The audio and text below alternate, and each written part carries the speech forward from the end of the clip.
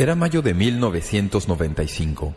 Randy Red, obrero de construcción de 34 años, se hallaba soldando en la parte más alta de una torre de agua casi terminada en las afueras de Chicago. Según un reportero, Randy había desabrochado su cinturón de seguridad para poder alcanzar algunos tubos. Una jaula metálica se zafó y chocó contra el andamio en que Red estaba parado. El andamio se inclinó. Red resbaló y cayó al suelo desde más de 30 metros de altura. Cayó boca abajo sobre un montón de tierra por un pelo. No cayó sobre las piedras y los escombros de la construcción. Cuando los paramédicos llegaron, Red respiraba. Cuando lo pusieron sobre el tablero de inmovilización y lo estaban llevando a la ambulancia, habló. ¿Qué fue lo que este hombre, que acababa de caerse de más de 30 metros de altura, había vivido y con suficiente energía como para hablar diría? No lo van a creer, dijo. No me dejen caer. Los médicos dijeron que Red salió del accidente tan solo con un pulmón magullado. Sus 4 palabras fueron probablemente un intento de usar el humor por el gran milagro en una caída que tan solo le dejó un fuerte dolor de espalda. Pero, ¿qué ejemplo del comportamiento humano? Un hombre que sobrevive a una caída de más de 30 metros y se preocupa por una caída de 1 metro. Nos reímos por esto porque todos podemos identificarnos con el episodio y podemos comprenderlo. El Salmo de Aliento de hoy es un himno de acción de gracias al Dios Todopoderoso por su liberación en las caídas de la vida. Si podemos ver su mano preservando nuestras vidas en las caídas de 30 metros mencionadas en este pasaje, entonces tenemos toda razón para tener confianza renovada para enfrentarnos a los retos rutinarios de nuestra vida cotidiana. El Salmo 107 es una porción muy querida de la palabra de Dios. Algunos historiadores piensan que se le debería llamar el Salmo del Peregrino, porque hay muchas cosas en este salmo que van en paralelo a los problemas que tuvieron los primeros colonizadores que vinieron a los Estados Unidos. Si ustedes leen todo el salmo de una sola sentada, podrán descubrir que se pasa de un problema a otro hasta finalmente llegar al destino final. El cuerpo principal del salmo se halla en los versículos 4 al 32. En esta sección del salmo hay 4 subdivisiones, por así decirlo, que presentan 4 cuadros de las cosas que le suceden al pueblo de Dios en su camino como peregrinos hacia su destino final. En cada uno de estos cuadros hay una hebra común. Son las cosas que nos suceden y que nos dejan con un sentido de impotencia. Una manera de captar el significado de este salmo es imaginarse que uno está recorriendo una galería exclusiva de arte. En esa galería hay 4 pinturas famosas. Las pinturas fueron creadas para pintar los múltiples retos que uno enfrenta en la vida. En esa galería en particular, yo voy a ser su guía. Y al llevarlo en este recorrido voy a detenerme brevemente en las primeras 3 pinturas para hacer algunos comentarios importantes. Pero mi propósito viene envuelto en el simbolismo de la 4ª pintura. Y es ahí donde pasaremos la mayor parte de tiempo de este mensaje. Así que, empecemos nuestra gira. Hemos entrado en la galería y nos detenemos ante la pintura número 1, el desierto. Las palabras que describen al que deambula por el desierto están en los versículos 4 al 9. Este párrafo describe la experiencia de estar perdido en el desierto y nos recuerda que las cosas que nos suceden en la vida son como eso. Dicen los versículos 4 y 5. Anduvieron perdidos por el desierto, por la soledad sin camino, sin hallar ciudad en donde vivir. Hambrientos y sedientos, su alma desfallecía en ellos. Los que deambulan por el desierto representan a muchos que hoy están perdidos en el desierto de la existencia y no pueden hallar la salida. Algunos están perdidos en el desierto de la soledad, otros están perdidos en un círculo de la rutina inútil. Otros están perdidos en un desierto de afluencia que les rinde mucho menos de lo que habían esperado de ella. Deambulan de aquí para allá, sin ayuda y sin manera de encontrar la salida.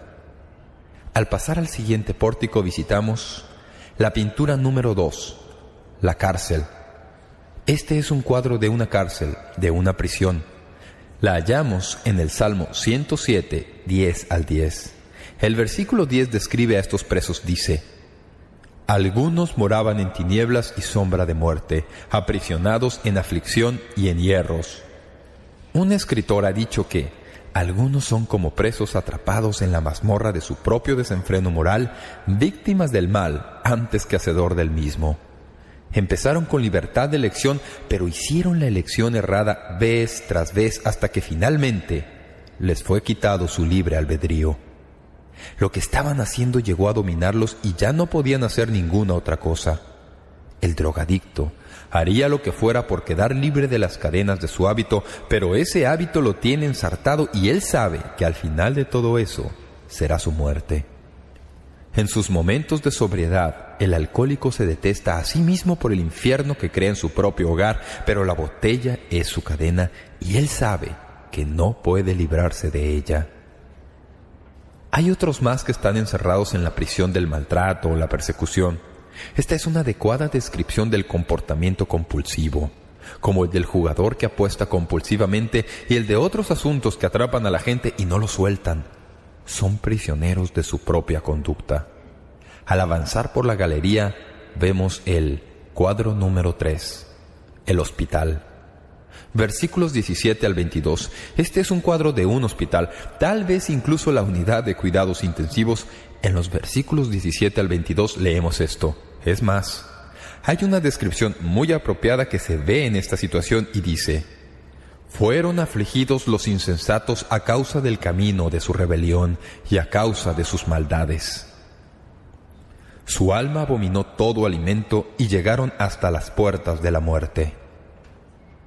Hay personas que debido a su propio pecado, aun cuando no siempre es necesariamente debido a esto, se han enfermado y la enfermedad los pone al borde de la muerte. Están en verdad en la unidad de cuidados intensivos esperando sus momentos finales sobre esta tierra.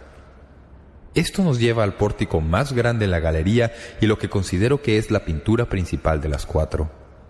Pintura número 4. La tempestad. Permítanme pintársela en las palabras de los versículos 23 al 32.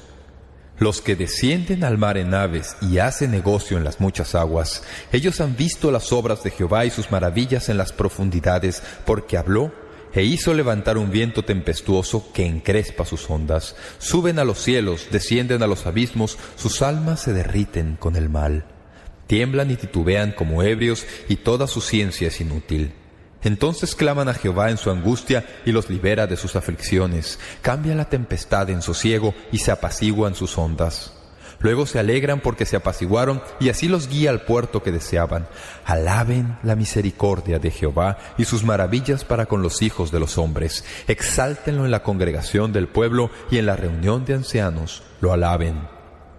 Primero, el lugar de la tempestad. Versículos 23 y 24. La tempestad es un cuadro con el que todos podemos identificarnos porque abarca muchas de las cosas que nos pasan en la vida, inesperadas y sin embargo severas. Para que comprendamos lo que está pasando aquí y lo apliquemos a nuestras vidas, permítanme darles un bosquejo sencillo al avanzar por este pasaje. Quiero que noten, primero que nada, el lugar en donde tiene lugar la tempestad, en dónde sucede. Los versículos 23 y 24 dicen: los que descienden al mar en naves y hacen negocio en las muchas aguas, ellos han visto las obras de Jehová y sus maravillas en las profundidades. En esta situación en particular, la tempestad está reservada para los que hacen negocio en las muchas aguas. No son pescadores que vadean en riachuelos o desde la orilla o desde el muelle. Han llevado sus barcos a las grandes aguas. Ahí es donde se enfrentan a la tempestad y a las dificultades de la vida. Siempre me ha animado mucho este pasaje porque muchas veces, cuando las tormentas han caído sobre mi vida, han caído en los momentos cuando me he hallado corriendo riesgos, dando un gran paso de fe o avanzando más allá de las fronteras de la seguridad, haciendo lo que considero ser la voluntad de Dios para mi vida. ¿Recuerdan las palabras de Jesús a Simón Pedro en Lucas 5? Cuando terminó de hablar, dijo a Simón: «Boga mar adentro y echad vuestras redes para pescar». Respondiendo Simón le dijo: «Maestro, toda la noche hemos estado trabajando y nada hemos pescado, mas en tu palabra echaré la red». Y habiéndolo hecho, encerraron gran cantidad de peces y su red se rompía. La Biblia nos enseña que las grandes obras se hacen en aguas profundas, no se hacen en las aguas poco profundas cerca de la orilla. Una de las razones por las que muchas iglesias se quedan en el mismo nivel toda su historia es que a menudo llega un momento de temor, cuando uno tiene que echar mano de la fe para dar el paso siguiente a algo mucho más grande o algo que abarcará a más personas, y muchos no están dispuestos a hacerlo debido a que la presión, la tensión y las tempestades son mucho mayores conforme usted se aleja de la orilla. Muchos de ustedes comprenden esto porque se dedican a empresas y negocios. Si se quedan a lo seguro, si no están dispuestos a arriesgarse un poco y dar el paso, nunca crecerán más allá de su capacidad presente. Es la expansión de los límites lo que hace que suceda, pero a menudo, en ese momento preciso, cuando usted es el único que comprende lo que está tratando de hacer y se halla solo, puede haber momentos de grandes tempestades en su vida. Por favor, recuerden que es en las aguas profundas en donde se hace la obra del Señor. Es en las aguas profundas donde surgen las tormentas. Si usted se queda en la orilla, no tendrá que preocuparse mucho por las tempestades, pero tampoco disfrutará mucho de las bendiciones del Señor. Luego, notamos el productor de la tempestad. Al mirar este cuadro, notamos algo muy singular. Es una tempestad nada usual, y quiero que lean conmigo el versículo 25 para ver cómo surgió. Dice: «Porque habló e hizo levantar un viento tempestuoso que encrespa sus ondas». Noten el pronombre él. Permítanme preguntarles, ¿quién causó la tempestad? Dios. La mayoría se cohibiría en cuanto a acusar a Dios de causar tempestades, pero pregunto de nuevo, ¿quién causó la tempestad? Dios causó la tormenta. ¿No es esto un pensamiento interesante? Ahora bien, no siempre las tormentas de la vida son causadas por Dios. A veces nos vemos en medio de tormentas que nosotros mismos hemos escogido e incluso que nosotros mismos hemos producido. Nos metemos en líos y Dios no tiene nada que ver con eso. Tal vez simplemente nos deja salirnos con la nuestra y nos demuestra que lo necesitamos más que a nadie. Pero aquí hay ocasiones cuando Dios produce tempestades en nuestras vidas y es obra suya cuando eso sucede. Quiero demostrárselos, no simplemente de este salmo aislado, sino también en otros pasajes bíblicos. Por ejemplo, Job comprendió esto, como vemos en Job 23:10, en donde escribió: «Mas Él conoce mi camino, me probará y saldré como oro». Job comprendía que Dios había permitido los problemas que estaban atravesando y que él se hallaba en medio de una prueba bien seria. El Salmo 66, 11, 12 dice esto: «Nos metiste en la red, pusiste sobre nuestros lomos pesada carga, hiciste cabalgar hombres sobre nuestra cabeza, pasamos por el fuego y por el agua y nos sacaste a abundancia». ¿Quién hizo la tempestad? ¿Quién la causó? ¿Quién la produjo? Fue el Dios Todopoderoso. Cuando Jonás huyó del Señor y se fue a Tarsis, dice en Jonás 1:4: «Pero Jehová hizo levantar un gran viento en el mar, y hubo en el mar una tempestad tan grande que se pensó que se partiría la nave». ¿Quién envió la tempestad? Dios la envió. Ahora, es muy interesante que al hallarse en medio de la tormenta, uno mira a su alrededor y no puede figurarse por qué sucede, o por qué Dios la ha permitido, o no sabe de ningún pecado en particular en su vida que pueda haber hecho que Dios lo castigue. Es interesante saber que a veces Dios nos pone en medio de una tempestad y la permite de acuerdo a sus propios propósitos, para poder enseñarnos lo que tenemos que aprender. Lo veremos en un momento. Quiero que noten, en tercer lugar, el peligro de la tempestad. No hay palabras más descriptivas en toda la Biblia que las palabras de los versículos 26 y 27. Escuchen lo que dicen: «Suben a los cielos, descienden a los abismos, sus almas se derriten con el mal, tiemblan y titubean como ebrios, y toda su ciencia es inútil».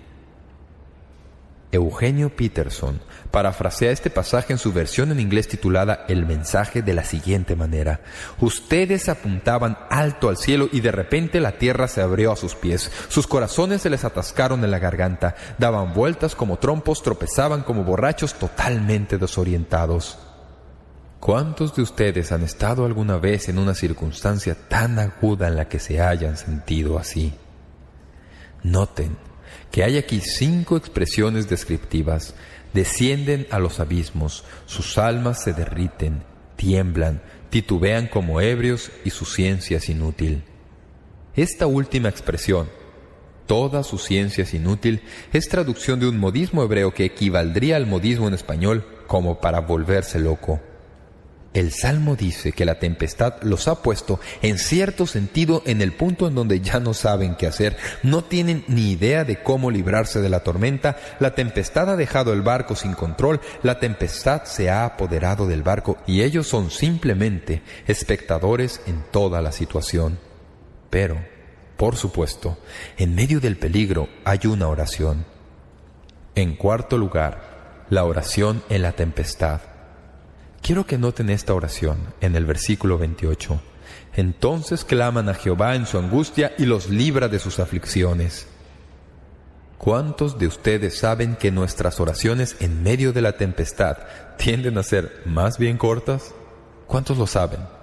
Las oraciones largas se hacen en el templo, pero en la tempestad son bastante cortas. Mi esposa y yo estábamos empezando la iglesia de Fort Wayne, estado de Indiana.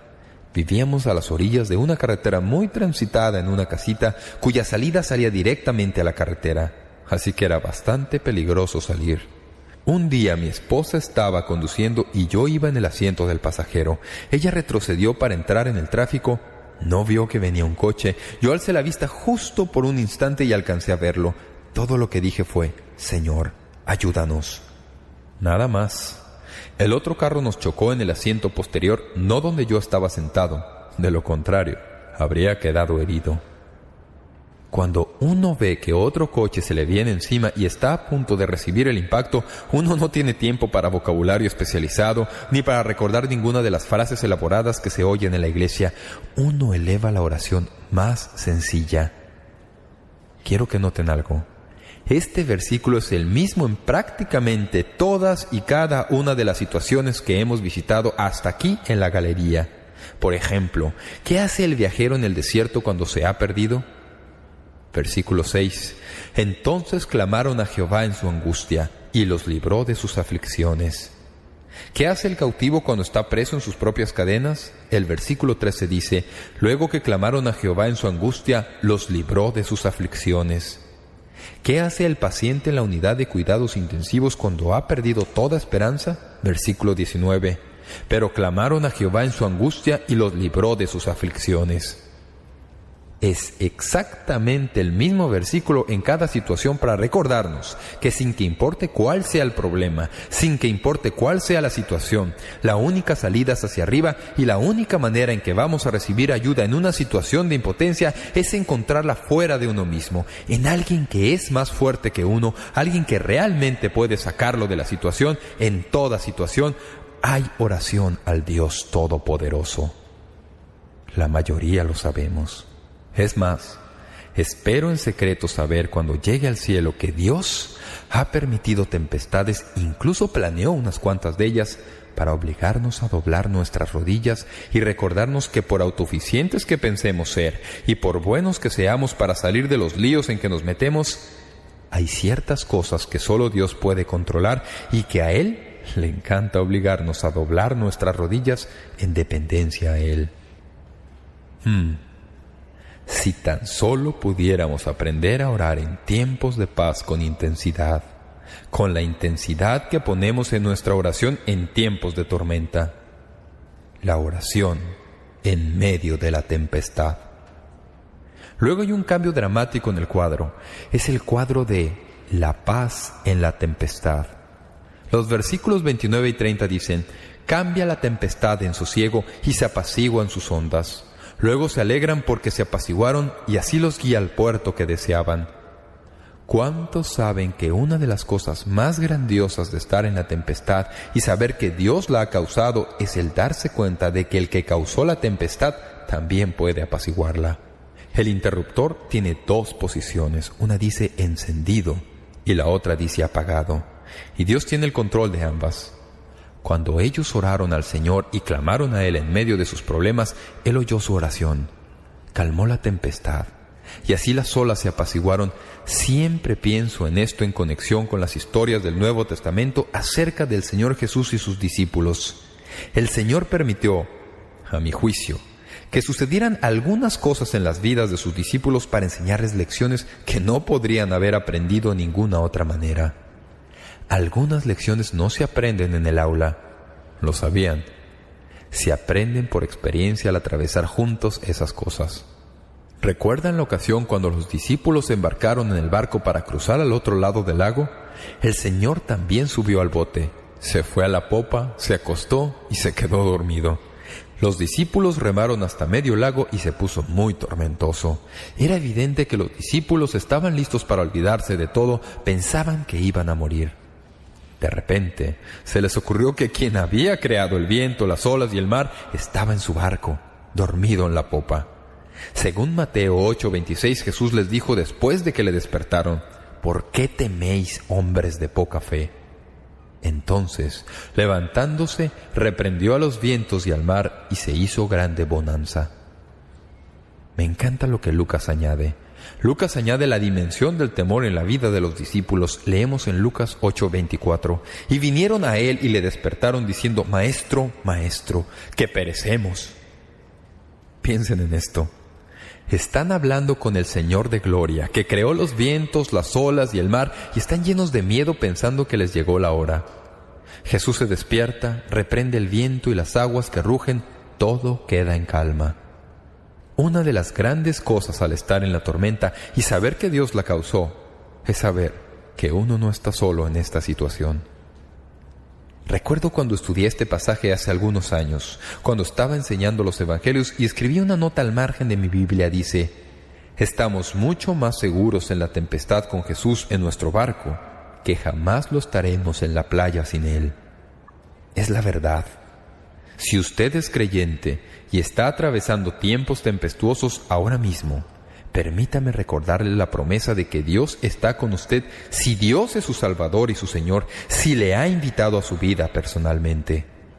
Cuando usted atraviesa la tempestad, Dios jamás le dejará. Estará con usted y le ayudará, sea lo que sea que esté atravesando.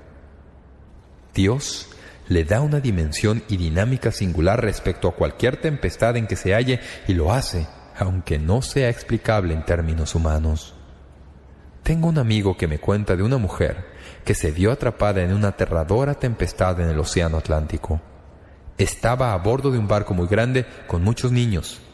Cuando todos estaban dejándose ganar por el pánico, ella reunió a los niños en una de las cubiertas y empezó a contarles historias bíblicas para mantenerlos en calma. Cuando finalmente salieron de la tempestad, el capitán vino para preguntarle por qué había hecho lo que había hecho y cómo lo había logrado. Cuando le vio, el capitán pudo notar que ella seguía con la misma expresión de calma que había mostrado durante la tempestad. Así que finalmente le preguntó: ¿cómo logró eso cuando todos estaban llenos de miedo y de pánico?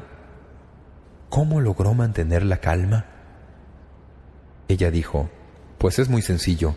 Tengo 2 hijas. Una vive en Nueva York y la otra en el cielo. Sabía que vería a la una o a la otra en pocas horas y me es indiferente a cuál de ellas vería. Usted puede decir: esto es toda una necedad. No. Es la clase de perspectiva que uno tiene en medio de la tempestad cuando uno conoce al que la creó y que puede ayudar. Él da calma y paz de una manera que uno nunca puede hallarla en los recursos humanos disponibles. Luego, por supuesto, está el darse cuenta de que esto es lo mismo que Él hace por nosotros, sea cual sea el problema en que nos hallemos. Cuando estamos en la tempestad y clamamos a Dios, Él nos da la calma. Pero, ¿qué del viajero perdido que vimos en el primer cuadro? La paz que él halló se le describe en el versículo 7. Los dirigió por camino derecho para que viniesen a ciudad habitable. Cuando usted se haya perdido en el desierto, ¿no suena eso como justo lo preciso? ¿Qué le sucede al cautivo? El versículo 14 dice: los sacó de las tinieblas y de la sombra de muerte y rompió sus prisiones. Así que la persona que está presa es puesta en libertad. ¿Qué tal de la persona que está en la sala de cuidado intensivo y a punto de morir? El versículo 20 dice: envió su palabra y los sanó, y los libró de su ruina. ¿Cuántos de ustedes saben que sea donde sea que se encuentren, cualquiera que sea la situación, cualquiera que sea la tempestad, cuando claman a Dios en medio del problema, Él oye, nunca deja sin responder a su clamor? Luego, noten al final del versículo 30 que hay un propósito en la tempestad. Tal vez no sepamos algunos de esos propósitos, pero a veces los descubrimos. El propósito de la tempestad, según el versículo 30, es: y así los guía al puerto que deseaban. El Señor no simplemente los sacó de la tempestad, los llevó a donde debían ir. Esto es algo que he aprendido en cuanto a las tempestades. El lugar a donde uno pensaba que iba a ir al entrar en la tempestad, no siempre es el lugar a donde uno piensa que va al salir de ella. A veces las tempestades nos hacen cambiar de parecer en cuanto a las cosas que uno pensaba que quería. Lo que he observado es esto: cuando uno se ve en medio de una tormenta que Dios ha creado, si uno está abierto a lo que está sucediendo en esos momentos, uno saldrá de esa tempestad deseando de corazón lo mismo que Dios desea para uno.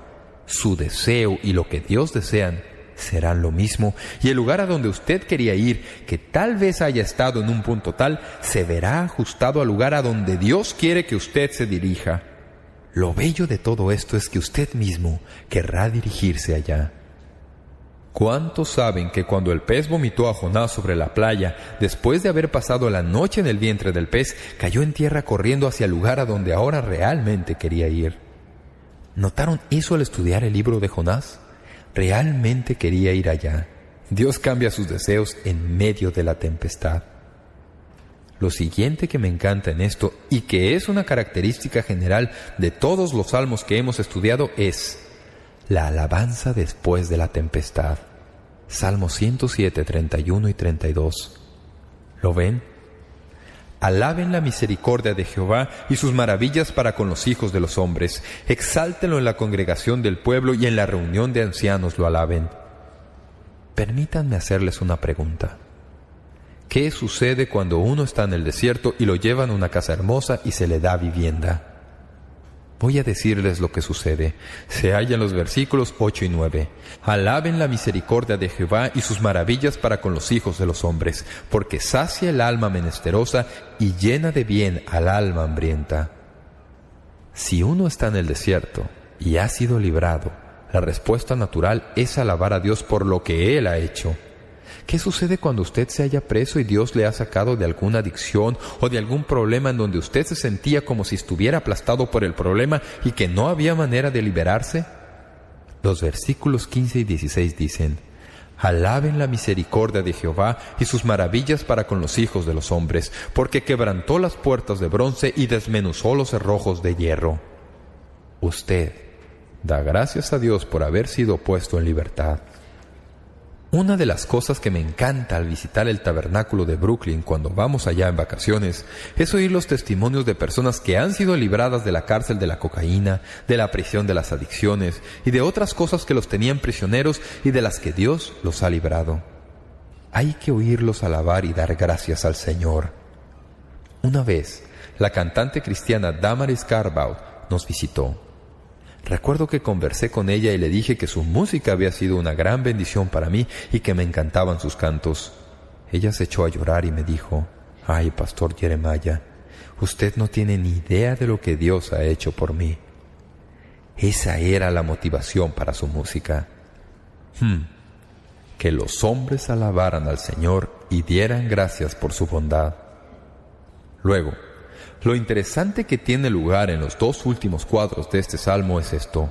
En los primeros dos dan gracias al Señor por lo que Él ha hecho. La frase tiene que ver con la bendición del Señor sobre la persona que ha sido librada. Pero en los dos últimos cuadros es diferente.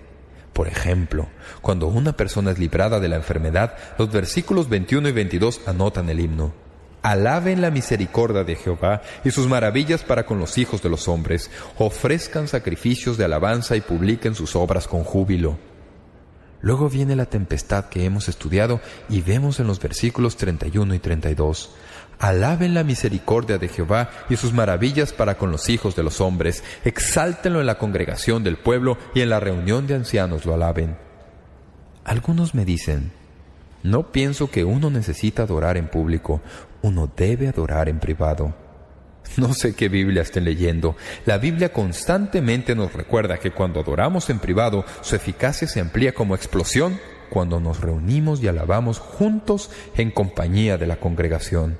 Dice, en la reunión de los ancianos, en presencia de los dirigentes, alabamos a Dios. Aquí hay una maravillosa evidencia de la alabanza corporativa. Cuando nos reunimos en el día del Señor, eso es lo que debemos hacer. Hay varios pasajes bíblicos a cuyo margen he escrito mi nombre. ¿Alguna vez lo ha hecho usted así? Este es un pasaje personal que Dios ha usado de una manera muy particular conmigo.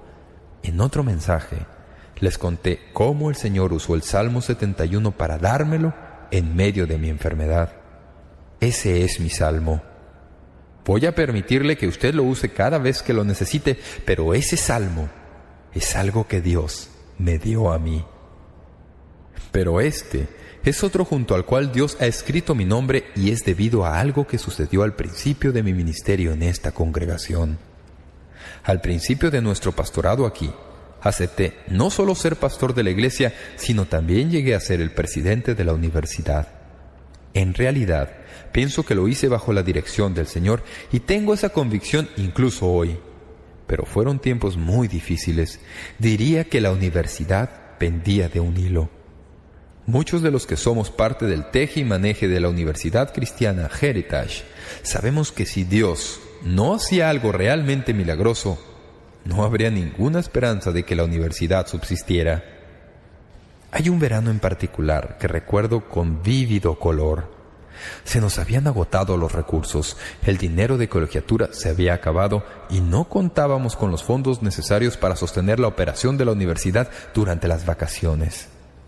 La iglesia nos respaldaba, pero esos recursos ya no estaban disponibles. Se habían agotado porque la iglesia había dado todo lo que podía dar. Teníamos reuniones casi todas las semanas tratando de figurarnos qué hacer. Algunos de la iglesia se inclinaban porque cerráramos la universidad y nos libráramos así de lo que parecía ser un lastre económico. Había algunos en la universidad incluso que pensaban que debíamos hacerlo. De hecho, se celebraron algunas reuniones entre nuestra universidad y otra cercana, explorando la posibilidad de fusionar las dos en una. Recuerdo que pensaba que tal vez eso era algo que Dios estaba haciendo, pero no podía convencerme de corazón y mentalmente de que Dios cerrara algo tan maravilloso como la universidad que Él había iniciado para educar a los jóvenes. Veía la evidencia de esto de muchas maneras. Recuerdo que un día les dije a algunos de los colegas, no voy a hacerlo. Si Dios quiere cerrarla, tendrá que hacerlo a su manera si quiere hacerlo, pero yo no voy a cerrarla. Así le echamos mano a los retos del verano. No había recursos disponibles, simplemente no había ni un centavo. Sabía algo de eso, por cuanto que mi padre fue presidente de la Universidad Cedarville. Cuando él ocupó ese cargo en 1953, fuimos allá como familia joven y durante todo el verano no recibimos ningún salario ni nada de dinero. Comíamos de lo que producía el huerto que mi madre sembró detrás de nuestra casa. Así sobrevivimos ese verano. Recuerdo un día cuando estaba tan lleno de este sentimiento de la tempestad que me sentía como si las olas estuvieran simplemente estrellándose contra nosotros. No sabía qué hacer. Reuní al personal y nos fuimos al Valle de los Pinos. El Valle de los Pinos es un campamento cristiano. No había nadie ahí. Nos permitieron usar uno de sus salones de conferencias. Nos reunimos alrededor de una mesa para orar. Hasta donde yo podía ver, no había ninguna esperanza en ninguna parte. Habíamos hecho todo lo que humanamente sabíamos hacer. No nos quedaba nada por hacer. Había leído este salmo, el Salmo 107. Me había quedado en la mente esta pequeña sección del salmo en cuanto a la tempestad. Así que nos reunimos en ese salón, en ese campamento, y leí este pasaje. Les dije, ¿saben? Una cosa que quiero que recuerden es esto: todos nosotros hemos escogido colectivamente trabajar en aguas profundas. No muchas iglesias tienen instituciones educativas y nosotros tenemos varias. Tenemos jardín de niños, escuelas primarias, escuela secundaria básica, escuela secundaria y hasta universidad. Dios ha puesto eso en nuestro corazón. Eso hace el trabajo mucho más difícil. Hemos ido a aguas profundas y esa es una de las razones por las que estamos teniendo esta tempestad. Hablamos del reto y dije: lo que tenemos que hacer es clamar al Señor. Tenemos que pedirle que se mueva en medio de esta situación y haga algo de una manera que se podría explicar solo por Dios. En mi vida no han sucedido muchas cosas como estas, pero esta nunca la olvidaré. Empezamos a orar uno por uno alrededor de esa mesa. Recuerdo la intensidad de la oración. Hubo lágrimas. Alguien llamó a la puerta. Era la dueña del campamento. Me hizo señas que saliera. Salí y me dijo: «Usted tiene que llamar a su oficina». Había un teléfono de paga cerca del lugar donde estábamos reunidos. Salí y llamé a la oficina de la iglesia. Recuerdo que nuestra secretaria me hizo una pregunta. Nunca la olvidaré. Me preguntó: «¿Está usted sentado?». Le dije: «Glenda, estoy en una caseta telefónica». Me dijo: «Sujétese». Luego me dijo que la empleada en la oficina que recibía la correspondencia a la universidad había estado abriendo las cartas como era rutina y abrió un sobre. No había ninguna carta, simplemente un cheque por $500,000. Sé lo que ustedes están pensando. ¿Era legítimo? Conocíamos a la persona que lo firmaba y era legítimo. Cuando lo oí, rompí a llorar. Regresé a la reunión y los colegas pensaron que alguien se había muerto. Les dije: «No, voy a contarles lo que ha sucedido. Mientras nosotros estábamos aquí en medio de esta tempestad, clamando a Dios y pidiendo auxilio, Él nos oyó en nuestros problemas y nos sacó a la paz y a la calma». Nosotros hicimos exactamente como dice este pasaje bíblico. Empezamos a alabar a Dios. No voy a decirles todo lo que hicimos para alabar a Dios. Al mirar hacia atrás y recordar nuestros momentos en la Universidad Cristiana Heritage, puedo decirles que para muchos de nosotros ese fue un momento que definió nuestra convicción de que Dios iba a usar esta escuela de una manera poderosa. No quiero ni pensar en lo que se habría perdido la comunidad evangélica si no se hubieran graduado todos los que hemos graduado en la universidad desde ese día cuando Dios oyó nuestro clamor y nos mostró que Él era el Dios de la tempestad. ¿Lo sabían, amigos y amigas? Dios anhela hacer eso por nosotros si confiamos en Él. Tal vez usted no se haya visto en una situación tan severa financieramente, pero sus problemas pueden parecer igual de grandes como el que nosotros enfrentamos en la universidad. Tal vez no padezca de alguna enfermedad que se podría describir como con un pie en la tumba. Tal vez no se sienta como perdido en el desierto, pero esté donde esté, en medio de la tensión que Dios ha permitido que caiga sobre su vida, tiene que comprender que si se siente impotente, es candidato perfecto para la ayuda de Dios si lo busca y se lo pide.